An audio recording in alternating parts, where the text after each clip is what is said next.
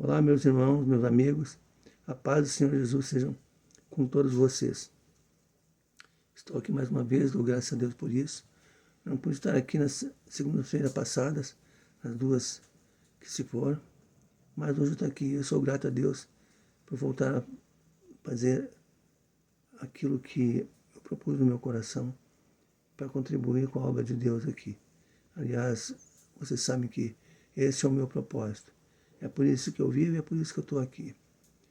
E falando isso literalmente. Eu agradeço a vocês que têm se inscrito no canal. Eu voltei ao hospital recentemente, outra vez. E notei lá que o número de inscritos subiu. E as pessoas estão vendo o trabalho, estão meditando.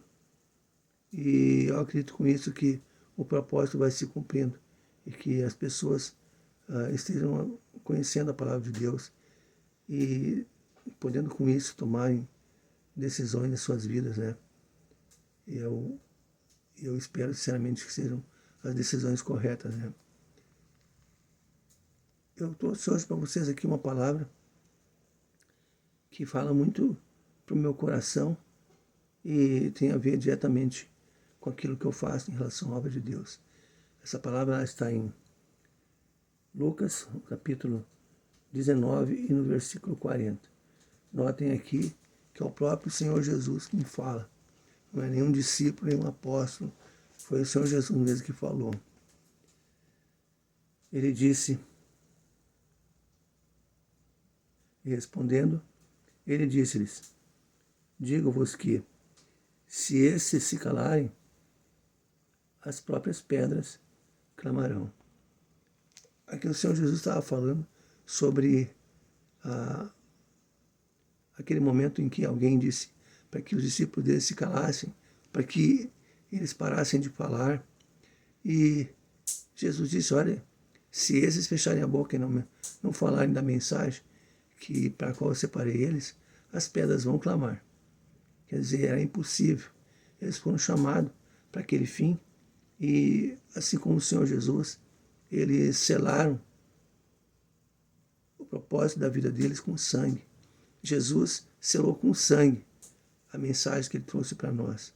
E os discípulos que ao longo da vida pregaram o Evangelho, eles também selaram com sangue a mensagem que eles passaram adiante. E a gente, quando chega uma certa fase da vida da gente e tem tomado conhecimento da palavra de Deus, como foi o meu caso, a gente vai percebendo que não há um outro propósito maior que esse nessa vida. A gente já não tem mais a juventude, a força, o vigor, a beleza que tinha nos primeiros anos de nossas vidas. Toda aquela bobagem de querer ser visto, querer ser notado e o mínimo de esforço para conquistar as coisas. Tudo isso passou, fica para trás. A gente chega nessa idade e começa a perceber que a gente precisa cumprir com um propósito maior. E eu, graças a Deus, eu pude tomar ciência disso já ainda jovem na minha vida. Mas infelizmente eu vejo que mesmo tendo isso acontecido comigo, não são poucas pessoas que chegam à velhice, a se tornarem idosos e não conhecem nada do propósito delas aqui na terra, que é o de conhecerem a Deus, dar a Ele a honra, o louvor, a glória, de que Ele é digno, entenderem que elas são obra das mãos deles e que eles devem reverência e respeito, adoração a Ele, porque a gente não veio a esse mundo para viver para a gente mesmo. A gente foi colocado aqui para fazer uma obra e essa obra é a obra de Deus. E é isso que eu tenho vindo fazer aqui. Então eu não posso me calar, não posso deixar de falar daquilo que eu creio, né? Daquilo pelo qual eu vivo. Eu acho que vocês também, que já conhecem a palavra de Deus, e os que não conhecem devem conhecer. Devem entender que o nosso propósito é passar adiante a mensagem. A gente não vive para a gente mesmo. A gente vive para fazer a obra de Deus. E pode isso parecer algo até inconcebível para muita gente, que acha que vem para esse mundo para curtir, para viver a sua vida o melhor possível, porque depois que morre acaba tudo. Isso não existe. Isso não é verdade. As coisas não acabam ali. Pelo contrário, a nossa vida aqui é ínfima. É muito pouco tempo diante da eternidade que está à nossa frente. O que vai acontecer é que esse tabernáculo, esse corpo, esse vaso, ele vai ficar aqui esperando. Mas a parte em nós que segue adiante, ela vai existir e vai dar de cara com o Criador. Então, que ninguém apareça diante dele com as mãos vazias. Isso também é parte das Escrituras. Que ninguém apareça diante do Senhor com as mãos vazias. A gente tem que deixar frutos, né? A árvore que não dá frutos, ela não serve para nada. Ela está perto de ser cortada e queimada. E assim, o homem que conhece a palavra de Deus e não dá frutos, não frutifica, ele também não serve para nada. Ele está próximo do fim. Jesus deixou isso bem claro, né? Então, a gente deve meditar nisso.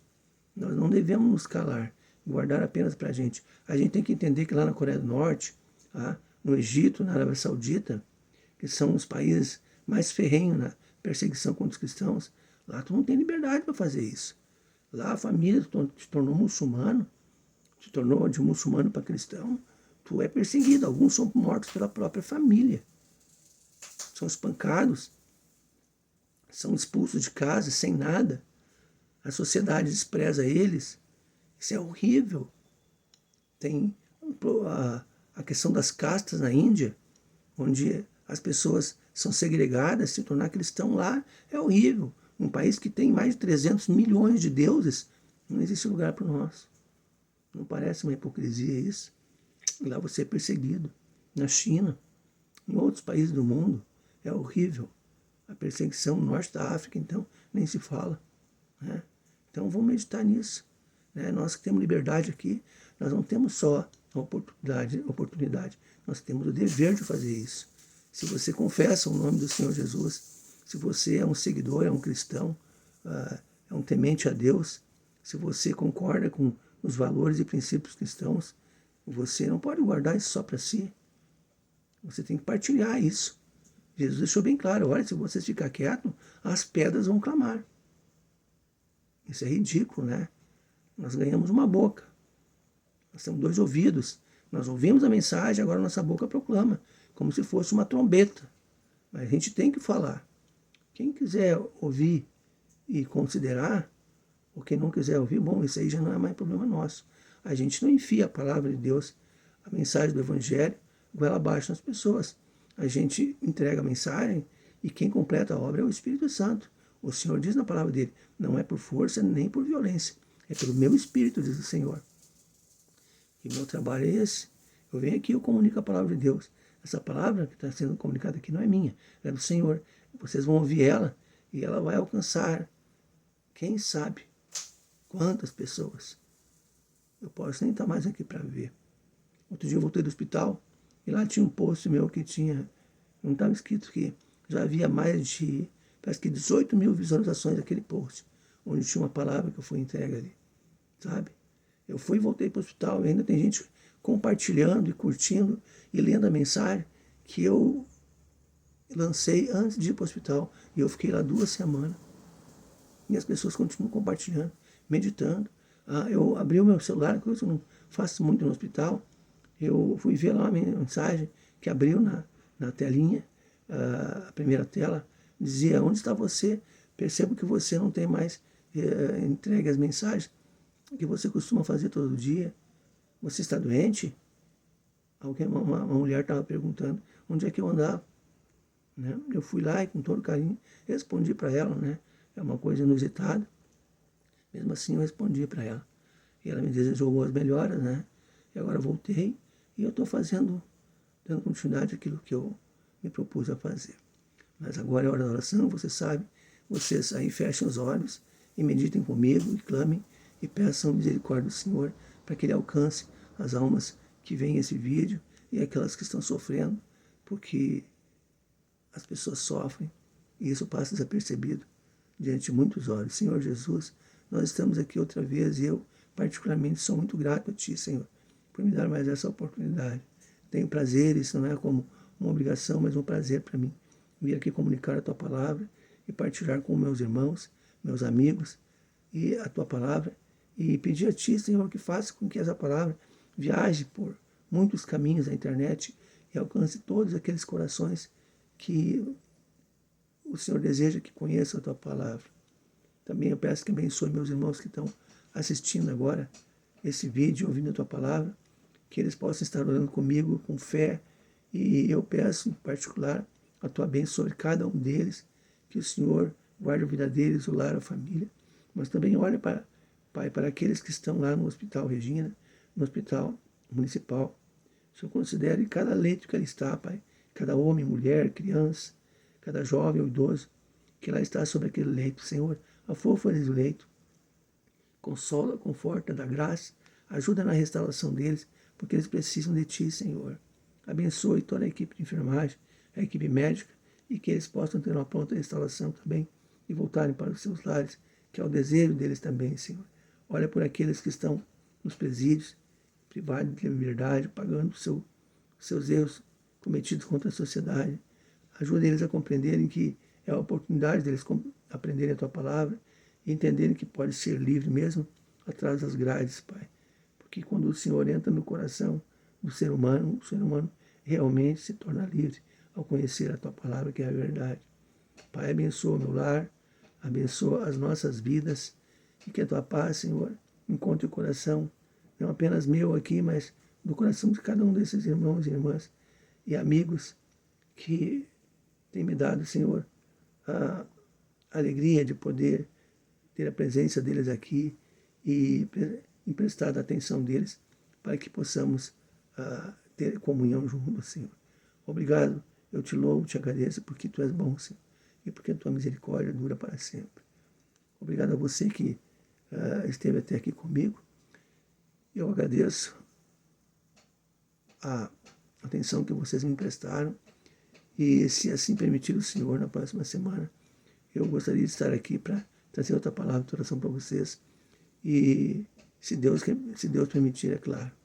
Esse foi o vídeo 54, eu sou o Henrique, este é o meu nome.